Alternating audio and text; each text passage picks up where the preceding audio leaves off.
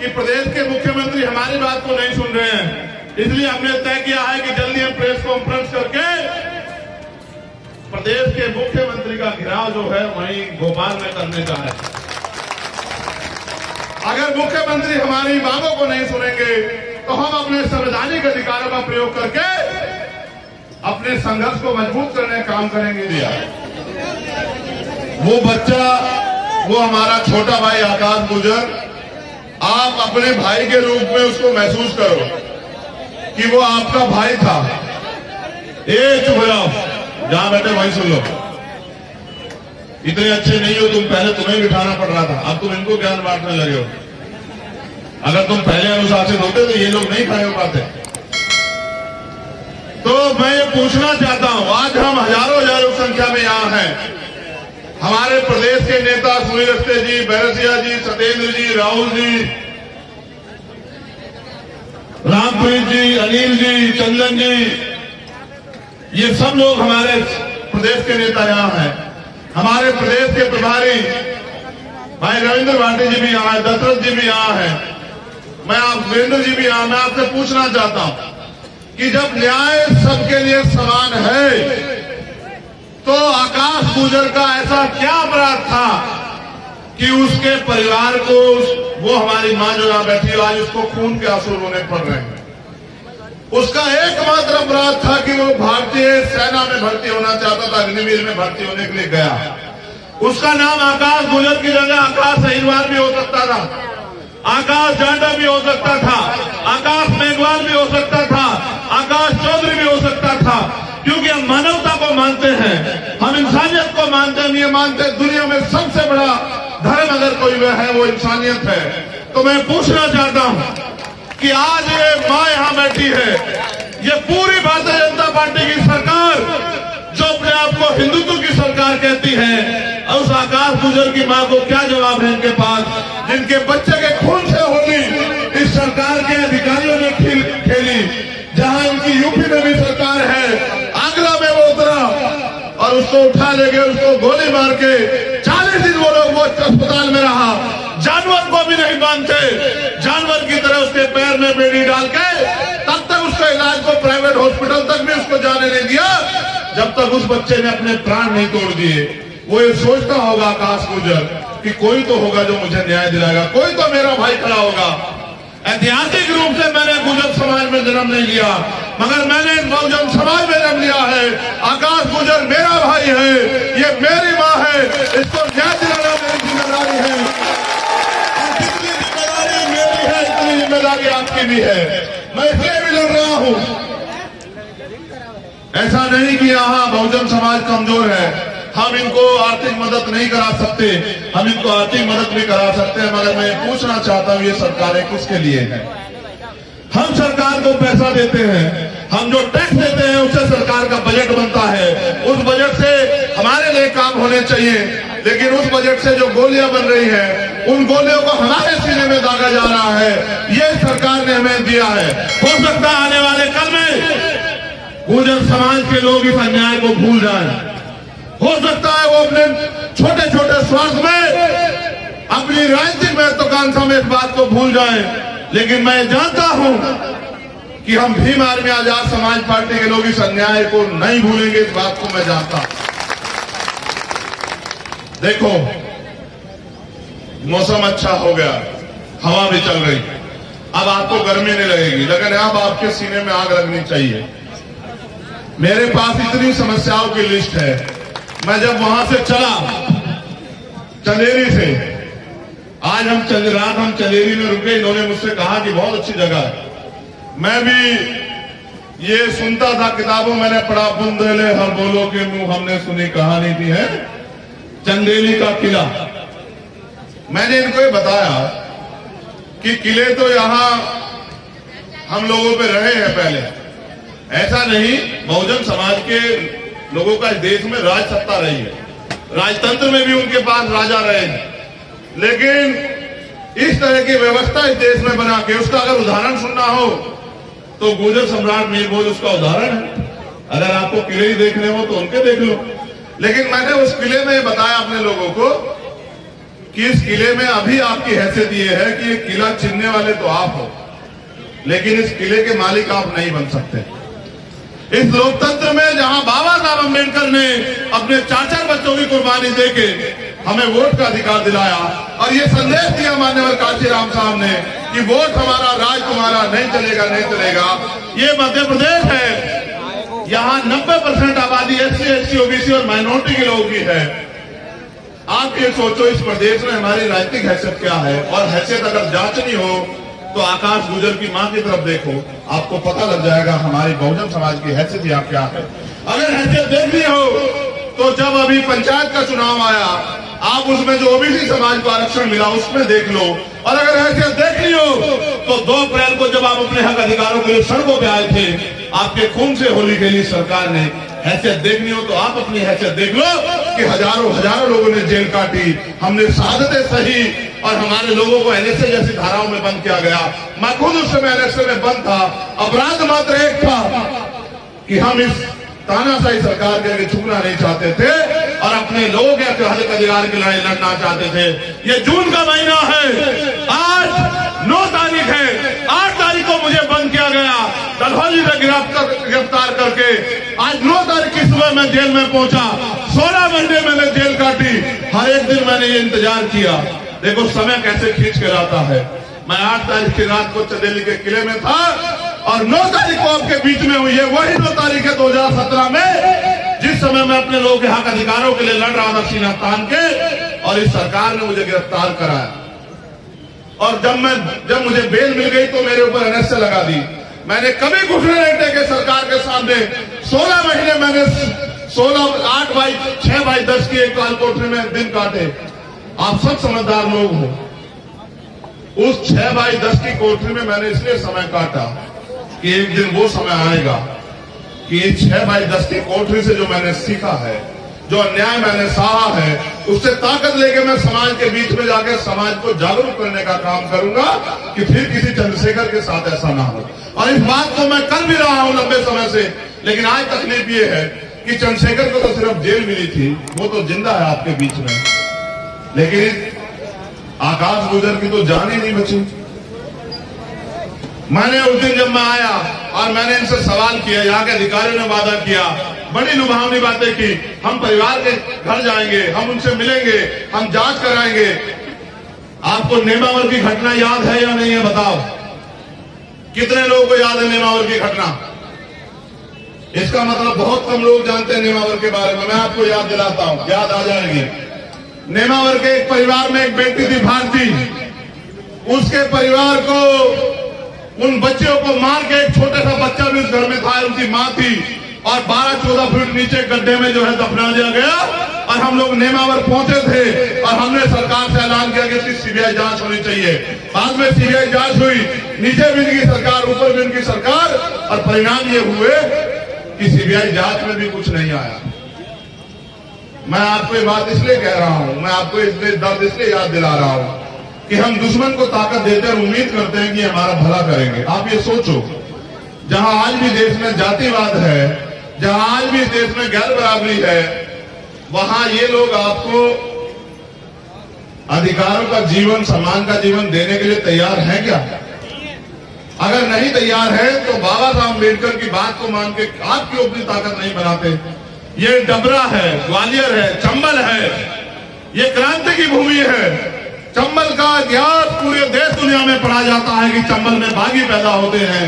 चंबल के बागियों को अब क्योंकि लोकतंत्र भारत में है, बागी बनना चाहिए, लेकिन इस बार हथियार नहीं, इस बार संविधान उठाना चाहिए और कलम की ताकत के लिए लड़ना चाहिए। मेरे बहुजन समाज के लोगों, आज हमें बाबा साहब अम्बेडकर की उस बात के साथ खड़े होने की देर है कि राजनीतिक सत्ता वो चाबी है जो आपकी सारी परेशानियों का हल कर सकती है। आज हमें बाबा साहब अम्बेडकर की उस बात के साथ खड़े होने की देर है जब वो ये कहते हैं कि राजनीति में हिस्सेदारी न करने का सबसे बड़ा नुकसान ये है कि अगर लोग आपके ऊपर शासन करते हैं। आज आपको माननीय काशीराम साहब की उस बात के साथ खड़ा होना चाहिए जिसमें वो ये कहते हैं कि मुर्दा लोग मिशन नहीं चलाते और जिंदा लोग रुकने नहीं देते। आज माननीय काशीराम साहब की उस बात के साथ भी खड़ा होना चाहिए कि वोट की रक्षा बहन बेटी की रक्षा की तरह करनी चाहिए। आप ये सोचो, इस मध्य प्रदेश में 90% बहुजन समाज में से अगर हम 40-45% बहुजन समाज को भी अपने साथ जोड़ लें, भाईचारा पैदा कर लें और वोट की शक्ति के लिए गांव-गांव जाके बूथ कमेटियां बना के, सेक्टर कमेटियां बना के संघर्ष करें और यहां हम लोग ताकत में आ जाए, तो क्या अभी कभी आपको किसी अन्याय के क्या आपके साथ अन्याय होगा? पहली बात। या फिर अगर अन्याय कहीं कोई घटना हो जाएगी तो आपको आंदोलन करने पड़ेंगे? आपने देखा कि जब 10% आर्थिक आधार पर आरक्षण लागू हुआ, क्या किसने धरना किया? क्या आंदोलन किया? क्या कोई ज्ञापन दिया? जिनकी राज सत्ता होती है, जिनके पास ताकत होती है, उनको अधिकार मिलते हैं। जिनके पास राज सत्ता नहीं होती, उनको जूते चार मिलते हैं। हमें ये तय करना पड़ेगा कि हमें जूते चाहिए या हमें जो है अधिकार चाहिए। मैं कई घटनाओं पे जिक्र करूंगा। एक बात आपको कहना चाहता हूं, जो नौजवान नेता हमारे तैयार हो गए हैं, वो मेरी बात पे गौर करें। ये मेरा संदेश है आपको। हमारे सम्मानित जिलाध्यक्ष भी यहां मौजूद हैं, हमारे कार्यक्रम के आयोजक वो भी जो हैं भाई सत्येंद्र जी, वो भी नौजवान हैं। हमारे प्रदेश के प्रभारी और अध्यक्ष भी नौजवान हैं सारे। मैं आपसे संदेश के तौर पे कहना चाहता हूं, हम नौजवानों के कंधे पे मिशन को आगे बढ़ाने के साथ साथ इस इतने बड़े समाज की भी जिम्मेदारी है। अगर ये पीढ़ी नहीं लड़ेगी तो आपको लगता है कि क्या इतने अवसर, इतने अधिकार बचेंगे आने वाले समय में कि आने वाली पीढ़ी देश में लड़ पाएगी? हम जितने नौजवान बैठे हैं, हम मेहनत मजदूरी करके, क्योंकि हम पढ़े लिखे नौजवान हैं, हम लोग रोजगार छोटा मोटा करके आगे बढ़ सकते हैं। लेकिन आज हम किसके लिए लड़ रहे हैं? क्या आपने कभी सोचने का प्रयास किया? आज हम अपने लिए नहीं लड़ रहे, आज हम अपनी आने वाली पीढ़ियों के लिए लड़ रहे हैं कि अगर हम लोग नहीं लड़े तो हमारे आने वाली पीढ़ियों के हिस्से में क्या बचेगा? आपके घर में जो 4, 6, 7, 10 साल के बच्चे हैं, 12 साल के बच्चे हैं, कल जब अधिकार खत्म हो जाएंगे, वो आपसे पूछेंगे कि जब अधिकार छीन रहे थे आप क्या कर रहे थे भैया, आप क्या कर रहे थे चाचा, आप क्या कर रहे थे ताऊ? क्या जवाब दोगे तब आप?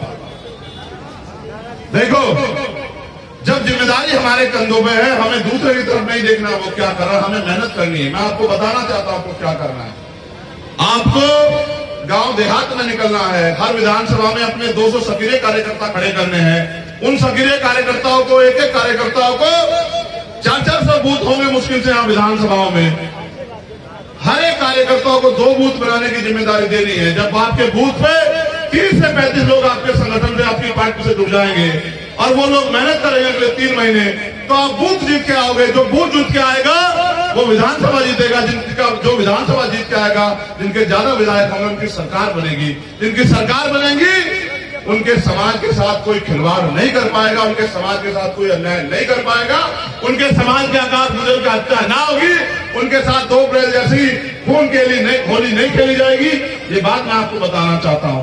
आप ये सोचते हो कि आपका काम कोई और करेगा? आप ये सोचो, मुकाबला किनसे है? मुकाबला उनसे है जो ईमानदार नहीं है, जो झूठे हैं, प्रेमी हैं, लुटेरे हैं, भ्रष्टाचारी हैं, गुंडे हैं, उनसे मुकाबला है। वो 5 बजे उठ के झूठ फैलाते हैं। हम एक दिन सभा करके सोच रहे हैं कि हमारा राज आ जाएगा, ये तो संभव नहीं। इसलिए ये जो बहुजन समाज के लोग हैं, जो भूखे तो रह सकते हैं लेकिन अपमानित होकर नहीं रह सकते, जिनके दिल में पीड़ा है, जो गुलामी की बेड़ियां काटना चाहते हैं, उन वीर नौजवानों को मैं कहना चाहता हूं कि इतिहास आपको बुला रहा है। इतिहास आपको याद कर रहा है कि आने वाले समय में आपको किस नाम से जाना जाए। इस नाम से जाना जाए कि आपने अपने कंधों पे इस समाज को आगे बढ़ाने का काम किया, या आप चुपचाप उस समय सहते रहे जब अधिकार छीन रहे थे। आपको वीरों की श्रेणी में शामिल होना है या आप गद्दारों की श्रेणी में जाना चाहते हैं, ये आपको तय करना पड़ेगा। इसलिए मैं आपसे सवाल कर रहा हूं। आप पढ़े लिखे हैं, नौजवान है, कोई कमी आप में नहीं है, रोटी आप भी खाते हैं। कुदरत ने 2 आंख, 2 हाथ, 2 पैर, एक अच्छा दिमाग, एक अच्छा शरीर आपको दिया है। आप भी आगे बढ़ सकते हो अगर आप गांव देहात में जाके बहुजन समाज के लोगों में भाईचारा पैदा करने का काम करो। जिस दिन से मैं भाईचारे के लिए लगा हूं, ये तोड़ने का प्रयास कर रहे हैं। आप ये जान लो, छोटी छोटी घटनाओं से हमें अपनी एकता को बिखरने नहीं देना है, क्योंकि ये सोचो, ये साजिश करके हमारी एकता को तोड़ेंगे। आज हमारी एकता तोड़ रहे हैं, कल हमें अधिकारों से वंचित कर देंगे। अगर हमें स्वाभिमान सम्मान के साथ जीना है तो हमें अधिकार लेने पड़ेंगे। अधिकार मांगने से नहीं मिलते, अधिकार छीनने पड़ते हैं। इसलिए मैं आपसे कह रहा हूं कि जो फसल आपने तैयार की है मेहनत करके, सिर्फ साधारण भाषा में समझिए गांव की, कि जो फसल आपने तैयार की कर दी है, उस फसल को घर तक लाओगे कैसे? जो फसल आपकी खेत में खड़ी है उसको घर तक पहुंचाओगे कैसे? अगर फसल जो खेत में खड़ी है उस पर प्राकृतिक मार भी होगी, आंधी आ जाएगी फसल गिर जाएगी, ओला पड़ जाएगा फसल गिर जाएगी, बारिश आ जाएगी फसल डूब जाएगी, कोई चोर चुरा ले जाएगा, कोई आग लगा देगा। ये जो फसल आपने बहुजन समाज की तैयार की है, अगर आप बूथ के जरिए इसको संगठित नहीं करोगे, यानी कि फसल को काटने वाले, फसल को इकट्ठा करने वाले, फसल को ढोके घर तक लाने वाले तैयार नहीं करोगे, बूथ पे कार्यकर्ता ईमानदार समर्पित, तो फसल आपकी होगी और वो घर किसी और के जाएगी। जब फसल आपकी होगी और घर किसी और के जाएगी तो भला किसी का होगा? आपके हिस्से में सिर्फ और सिर्फ बेबसी, लाचारी और आप हाथ मलते रह जाओगे। इसलिए मैं आपसे कहना चाहता हूं कि अपने बूथ के संगठन को मजबूत करो, विश्वास करो।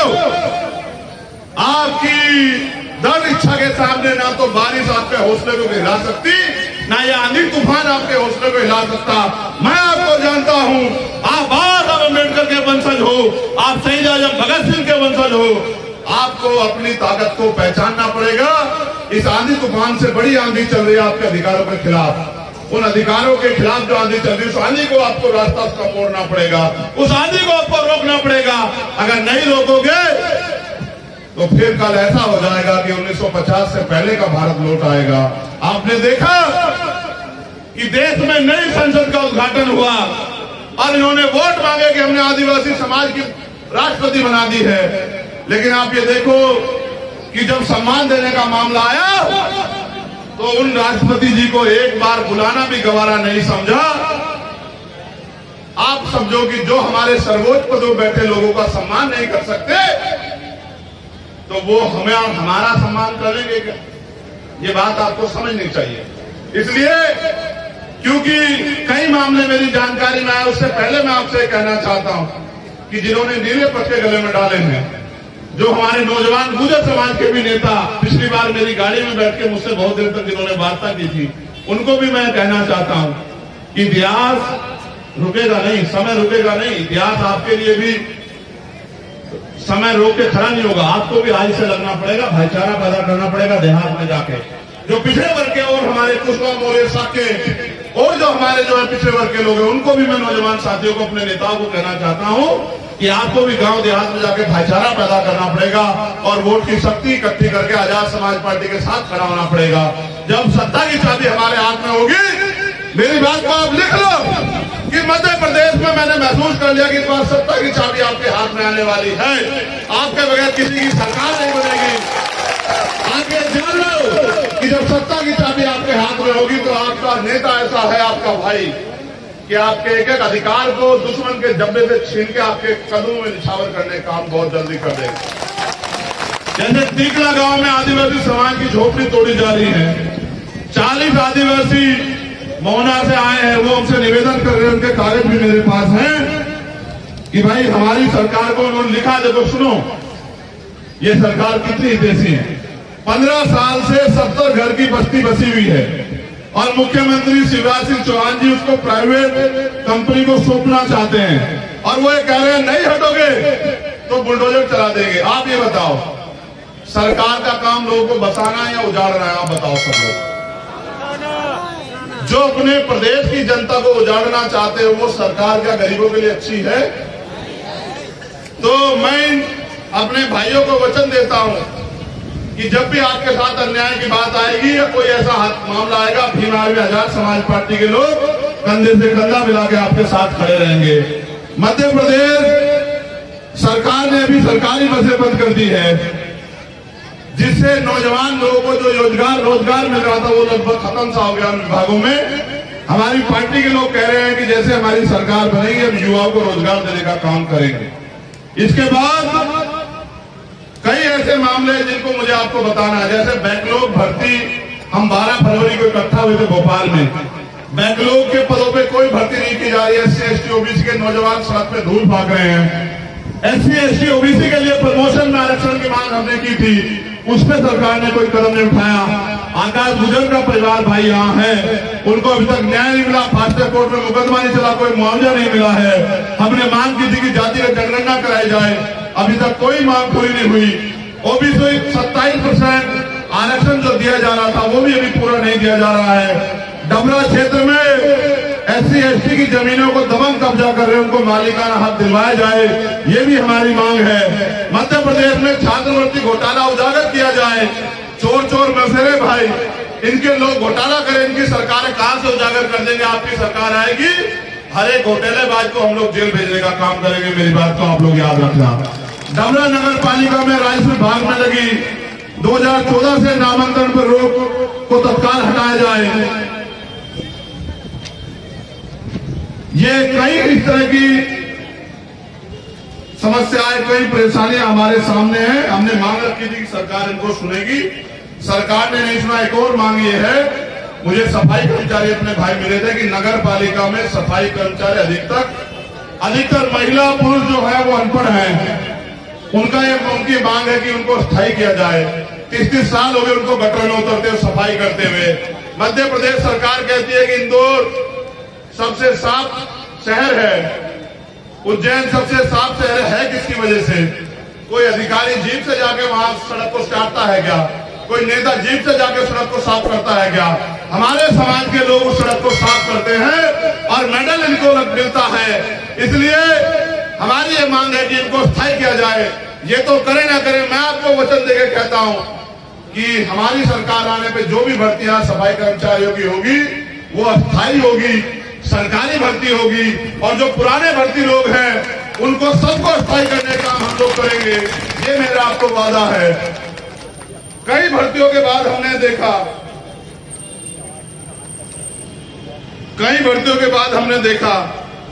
कई मामलों के बाद देखा कि 12 फरवरी हुए कोई और बात, सरकार ने हमारी मांग को नजरअंदाज किया। भाई आकाश गुजर जी का भी मामला है। अब हमने तय किया है कि प्रदेश के मुख्यमंत्री हमारी बात को नहीं सुन रहे हैं, इसलिए हमने तय किया है कि जल्दी हम प्रेस कॉन्फ्रेंस करके प्रदेश के मुख्यमंत्री का घेराव जो है वहीं भोपाल में करने का है। अगर मुख्यमंत्री हमारी बातों को नहीं सुनेंगे तो हम अपने संवैधानिक अधिकारों का प्रयोग करके अपने संघर्ष को मजबूत करने का काम करेंगे। हमारे पार्टी, हमारा संगठन यहाँ ताकतवर है, हम लड़ना जानते हैं, हम अधिकार छीन के लेना जानते हैं। इसलिए जल्दी हम तारीख घोषित करके मुख्यमंत्री का घेराव करेंगे। और मैंने बाबा साहब अम्बेडकर की जन्मभूमि से कहा था आपसे कि जल्द जो है मध्य प्रदेश में हम लोग साइकिल यात्रा शुरू करेंगे, जिसका नेतृत्व मैं करूंगा। बहुत जल्द हम लोग घोषणा करके बताएंगे कि पहली साइकिल यात्रा पहले चरण की किन किन जिलों से होकर गुजरेगी। हमने उसमें 500 साइकिलों की भी बात की थी, कुछ साइकिलें मिल भी गई हैं, कुछ मिलनी बाकी है। हम गांव गांव गली गली जाके बहुजन समाज में भाईचारा, उनमें राजनीतिक चेतना पैदा करने के लिए साइकिल यात्रा करेंगे। इसका नेतृत्व मैं करूंगा। दिन रात हम लोग साइकिल चला के गांव गांव जाके मेहनत, अपना पसीना बहा के अपने लोगों को जोड़ने का, उनके विश्वास को हासिल करने का, आजाद समाज पार्टी के लिए जन समर्थन हासिल करने का काम करेंगे। जब वो यात्रा आपके कस्बों, क्षेत्रों, गांव में आए तो आप भी उस यात्रा का बढ़ चढ़ के स्वागत करें, अभिनंदन करें, ऐसी मेरी जो है आपसे प्रार्थनाएं हैं। तो जैसा मैंने आपको बताया, अभी अधिकारियों ने शायद हमें समय दिया है। क्या समय है?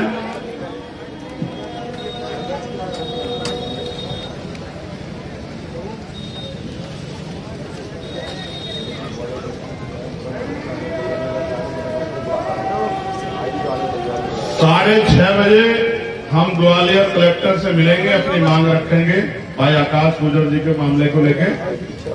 6 बजे आईजी से मिलेंगे और 6:30 बजे ग्वालियर कलेक्टर से।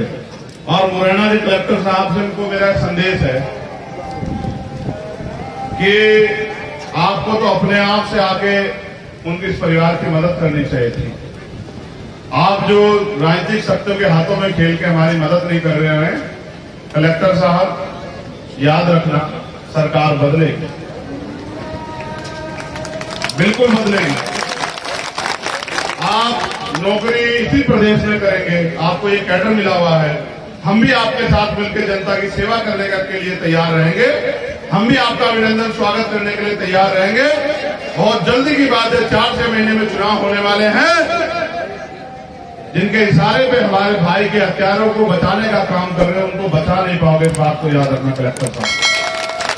मैं धन्यवाद देता हूं डबरा की महान जनता का, आयोजक कमेटी का, जिले की पूरी टीम का, डबरा विधानसभा की पूरी टीम का, और सबसे ज्यादा धन्यवाद मेरी माँ बहनों का, जो एक तख्त की लगाए बैठी रहती हैं, जो जिनके प्यार के कारण इन बड़ी बड़ी ताकतों से उनका खून टकराने के लिए तैयार है, जिनके सम्मान के लिए अपने जीवन का हर एक पल निछावर करने के लिए हम सब लोग तैयार हैं। मैं उनसे विश्वास दिलाना चाहता हूं, गरीबी के दिन खत्म होंगे, बेबसी के दिन खत्म होंगे, लाचारी के दिन खत्म होंगे, बहुजन राज आएगा। जो सुविधाएं अमीरों को मिल रही है वो आपको भी मिलेगी। मैंने वादा घोषणा की है कि हमारी सरकार बनने पे 2 अप्रैल के जो शहीद हैं उन सब के शहीद परिवारों को 1 करोड़ रुपए का मुआवजा, एक सरकारी नौकरी हम लोग देंगे। उन सारे मुकदमों को वापस लेके, जिन पे मुकदमे लगाए गए, उन सभी भाइयों को रोजगार से जोड़ के अपने पैरों पे खड़ा करने का काम हम करेंगे।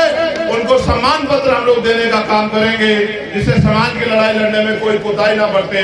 जिन्होंने जेलें काटी हैं उन भाइयों को भी हम लोग रोजगार से जोड़ने का काम करेंगे, और अच्छे स्कूल कि गरीब के बच्चे भी आगे बढ़ पाए, अच्छे अस्पताल कि गरीबों को भी मुफ्त में या आसानी से इलाज मिल जाए, और न्यायपालिका में ऐसी व्यवस्था कि न्यायपालिका के जरिए न्याय मिलना आसान हो जाए। इन सब पे हम लोग काम करेंगे। हम लोग काम करेंगे बहनों की सुरक्षा के लिए, उनके सम्मान के लिए, उनके सशक्तिकरण के लिए। हम महिलाओं को घर तक रोजगार देने का काम करेंगे।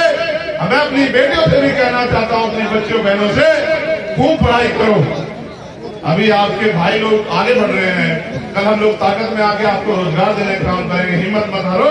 आप बाबा साहब अम्बेडकर की बेटियां हो, आप फूले साहू की बेटियां हो, आप मां रमाबाई की बेटियां हो, आप सावित्रीबाई फूले की बेटियां हो, आगे बढ़ती रहो। इतिहास आपको याद रखेगा, आपके संघर्ष को याद रखेगा। ये कलयुग नहीं, ये कलम युग है, और कलम की ताकत के लिए हम लोग आगे बढ़ रहे हैं। बहुत जल्द कलम की ताकत हमारे पास होगी। जब कलम की ताकत हमारे पास होगी, हर शोषित के चेहरे पे खुशी आएगी, हर शोषित के चेहरे पे राज आएगा, हर शोषित को यह एहसास होगा कि आज उनकी गुलामी के दिन कट चुके हैं। उन्हें आप सभी का धन्यवाद और बहुत बहुत बधाई साथियों को जिन्होंने मेहनत की। भाई परवेंद्र घोरपड़े जी जो हमारी पाठशाला के हेड है, भाई वीरेंद्र बड़ोनिया जी, मक्खन कैन जी, अंकित धुरिया जी, गौरव जी, आकाश जी, हेमंत जी, अजय जी, सतीश जी, दीपक, सचिन कैन जी, विक्की, पंकज, राहुल, संदीप, भूपेंद्र, सतीश, शांता, इन सभी कार्यकर्ताओं ने कड़ी धूप में विषम परिस्थितियों में इस प्रोग्राम को सफल करने में भूमिका अदा की। भाई आयोजक सत्येंद्र विद्रोही जी, राहुल वाल्मीकि जी, हेमराज भोजी, नरेंद्र मोदी, साहू जी, और बाकी आप सब लोगों के लिए बहुत बहुत धन्यवाद और मंगल कामनाएं।